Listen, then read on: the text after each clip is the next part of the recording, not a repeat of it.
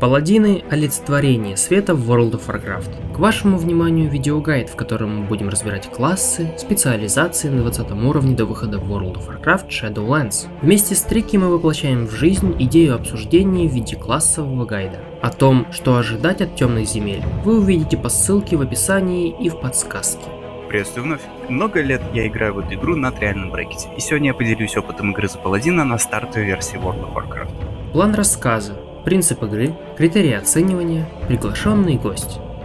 Паладины являются одним из немногих универсальных классов в игре, что могут взять на себя любую из трех ролей в группе. Во всех специализациях имеют ману, а паладины воздаяния еще и обладают уникальным дополнительным ресурсом – энергией света, которая требуется для применения некоторых умений.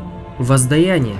Паладин в этой специализации пользуется двуручным оружием. Бой стоит начинать со сближения с противником и применения правосудия и клинка справедливости в зависимости от расстояния до врага. Правосудие является атакой дальнего боя с расстоянием в 30 метров, в то время как клинок справедливости покрывает лишь 12. Клинок справедливости и удар воина света дают 2 и 1 единицы энергии света соответственно. Следует использовать эти способности сразу по готовности. Как только будет накоплено 3 единицы энергии света, используем вердикт храмовника, который наносит большой урон, а также должен использоваться при доступности. В арсенале всех специализаций имеются 3 дополнительные способности. Вспышка света, позволяющая восстановить часть здоровья. Божественный щит, который позволяет игнорировать любой урон и эффекты в течение 8 секунд. И молот правосудия, оглушающий цель на 6 секунд.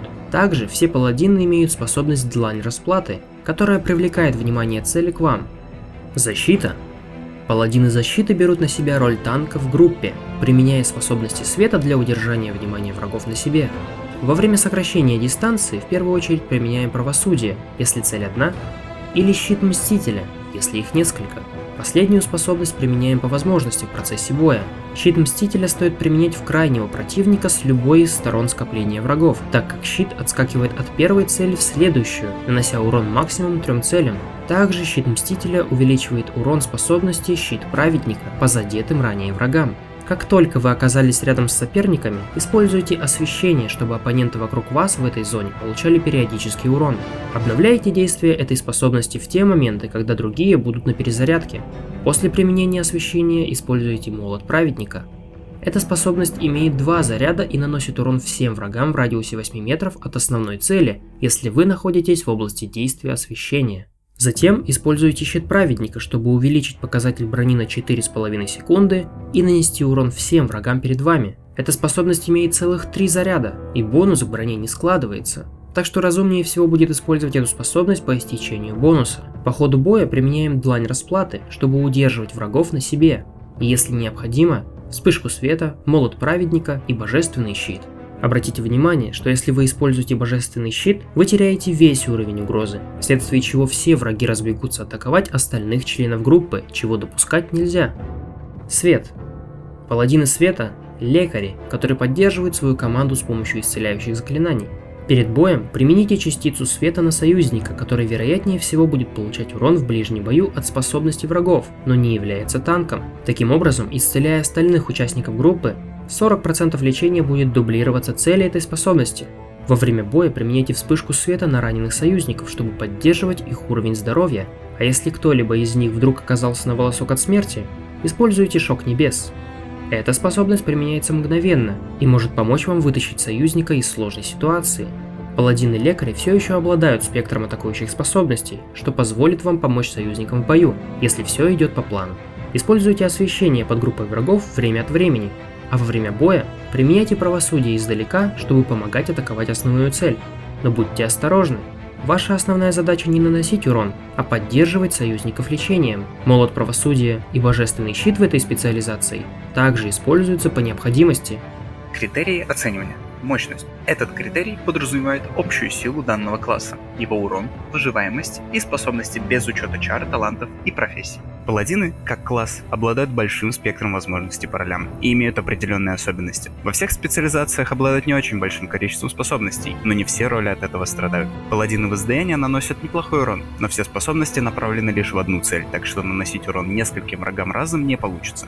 Паладины защиты тем временем прекрасно справляются с этой задачей. Чем больше врагов, тем больше урона, и благодаря возможности атаковать целую группу врагов разом, паладин постоянно держит агро на себе с легкостью. Паладины-лекари, в свою очередь, не столь выделяются. Они способны выполнять роль лекарей, но не делают это так эффективно, как специализации лечения у некоторых других классов, как раз из-за недостатка лечащих способностей. Впрочем, все лекари могут компенсировать это возможностью помогать союзникам в ближнем бою, дабы универсально помогать команде. Все специализации не обладают никаким методом быстрого перемещения по полю боя, что делает этот класс одним из наименее мобильных. Оценки мощности и специализации паладина следующие. Комфорт игры, сложность или чрезмерная простота игры, нюансы применения способностей и другое. Паладины каждой специализации, как следовало бы ожидать, довольно разнятся по удобству геймплея. В специализации воздаяния, где паладины полагаются на энергию света, умения имеют довольно большую перезарядку, и во время боя паузы между применениями способностей довольно заметны. Паладины-лекари не страдают от перезарядок, и им всегда есть что использовать во время боя, будь то исцеление или же удар по врагу, хоть спектр способностей довольно мал. Паладины-танки же могут изредка оказываться в ситуации, когда все их способности перезаряжаются, что ставит их по темпу игры между остальными специализациями. Но в целом, возможно, танков и применение их способностей всегда ощущается достаточно гладко. Оценки комфорта у вас на экранах. Развитие. Данные критерии оценивают сложность, вариативность и особенности прокачки вашего персонажа от левелинга до снаряжения.